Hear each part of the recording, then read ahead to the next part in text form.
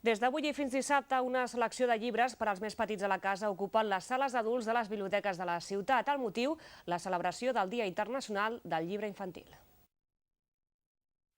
Les biblioteques de la ciutat s'adhereixen avui a la celebració del Dia Internacional del Llibre Infantil. Una selecció de llibres per als més petits han sortit de la seva ubicació habitual i han ocupat les sales d'adults per tal de cridar la seva atenció i estimular la seva curiositat. Una bona manera de reivindicar el llibre infantil seria fer-lo present a la vista dels adults, que en definitiva han de ser els grans mediadors i els grans difusors d'aquests llibres en els més petits, amb els nens.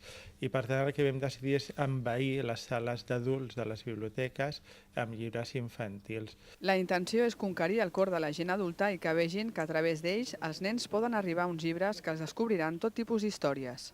Que els explicaran els misteris de la vida, els hi serviran d'un inici a la contemplació estètica, a descobrir llibres molt ben il·lustrats, a descobrir llibres que els hi parlen d'ells mateixos, del món que ens envolta, que els hi faran descobrir sentiments, que buscaran complicitats de com se senten i per tant pensàvem que com els adults han de facilitar aquesta arribada dels nens, són els primers que hem de conquistar. Aquesta celebració a les biblioteques, que commemora també el naixement de l'escriptor Hans Christian Andersen, s'allargarà fins al proper dissabte.